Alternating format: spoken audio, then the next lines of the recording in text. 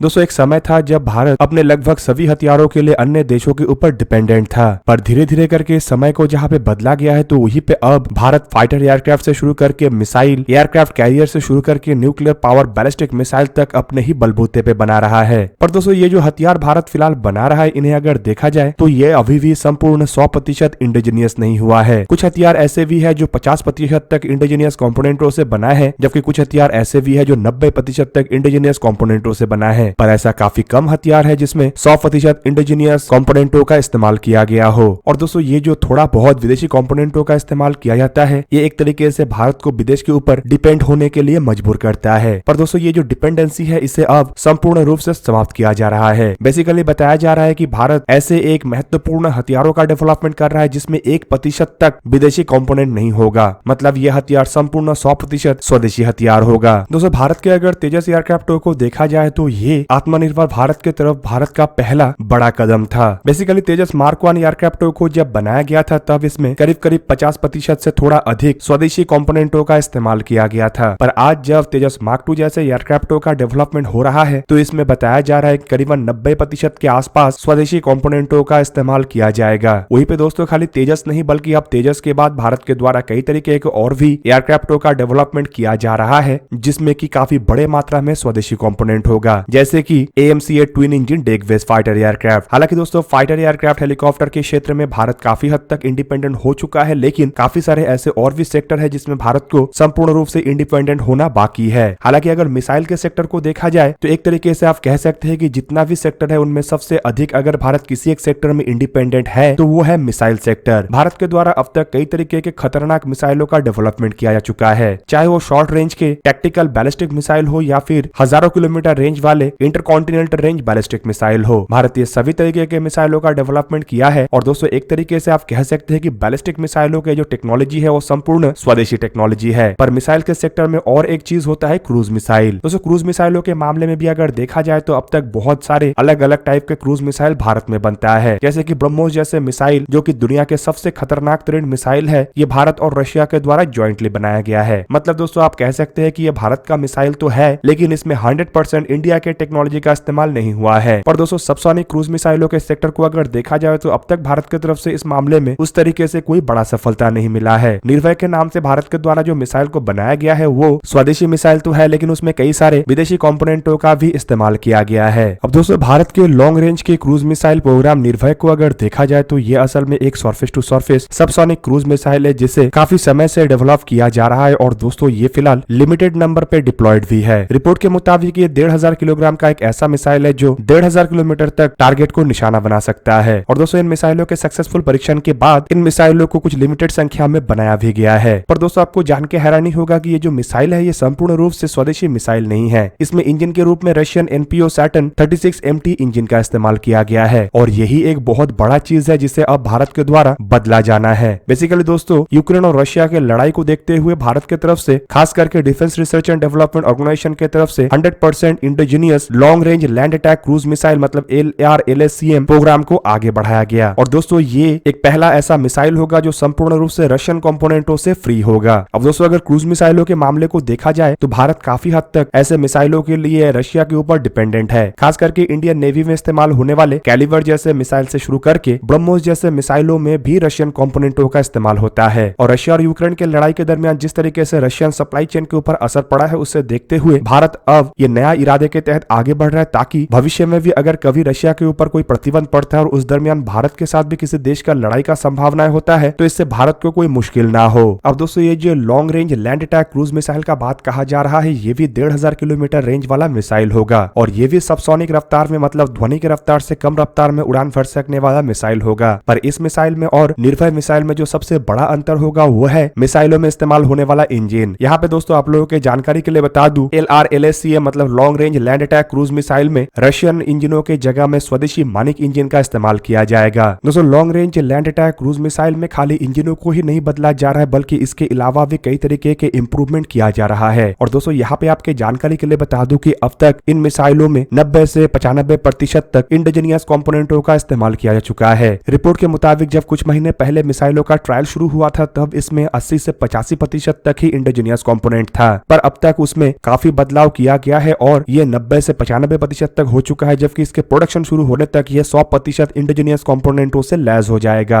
यहाँ पे दोस्तों आप लोगों को यह भी जान के रखना चाहिए कि ये जो long range land attack cruise missile है ये इंडिजीनियस कंपोनेंटों के वजह से काफी सस्ता भी होगा। रिपोर्ट के मुताबिक ऐसे हर एक मिसाइल का लागत 12 से 14 करोड़ रुपया होगा। और आप लोगों को जान के रखना चाहिए कि एक ब्रह्मोस मिसाइल का लागत करीबन 35 करोड़ रुपया है। मतलब उसके मुकाबले में एक long range land attack cruise missile का कीमत केवल मात्र 1/3 होगा। मतलब एक ब्रह्मोस के जगह में 3 ऐसे मिसाइलों को खरीदा जा सकेगा। दूसरी तरफ अगर देखा जाए तो दोस्तों ये सबसोनिक मिसाइल है, मतलब ब्रह्मोस मिसाइलों के रफ्तार के मुकाबले में इसका रफ्तार कम है और ताकत भी शायद कम होगा, लेकिन रेंज में ये ब्रह्मोस से काफी आगे होगा। फिलहाल जिन ब्रह्मोस मिसाइलों का इस्तेमाल भारत कर रहा है वो 290 किलोमीटर से लेकर 450 किलोमीटर के रेंज वाले मिसाइल है, जबकि इसके एक्सटेंडेड रेंज वेरिएंट 800 से लेकर 1000 किलोमीटर तक रेंज का होगा। वहीं पे दोस्तों इसका वजन भी काफी अधिक है, जिसके कारण काफी समय ब्रह्मोस मिसाइल प्रॉब्लम का भी कारण बनता है। पर long range land attack cruise missile वजन में हल्का होने के साथ साथ करीबन 1500 किलोमीटर रेंज वाला मिसाइल होगा, जो कि एक तरीके से आप कह सकते हैं कि भारत के लिए टॉमहॉक मिसाइल के जैसे ही काम करेगा। अब दोस्तों यहाँ पे जो long range land attack cruise missile का बात कहा जा रहा है, इसे कई जगहों में इंडिजीनियस टेक्नोलॉजी क्रूज मिसाइल मतलब ITCM भी कहा जाता है। और दोस्तों अब तक इन मिसाइलों का 4 बार परीक्षण हो चुका है। इन मिसाइलों का पहला परीक्षण 12 अक्टूबर 2020 के दिन हुआ था। हालांकि दोस्तों ये जो मिसाइल का परीक्षण था ये एक तरीके से उस दरमियान फेल हुआ था और 8 मिनट के उड़ान के बाद मिसाइल को मध्य हवा में ही नष्ट करना पड़ा। दूसरा परीक्षण इसके करीबन 1 साल के बाद मतलब 11 अगस्त 2021 के दिन हुआ।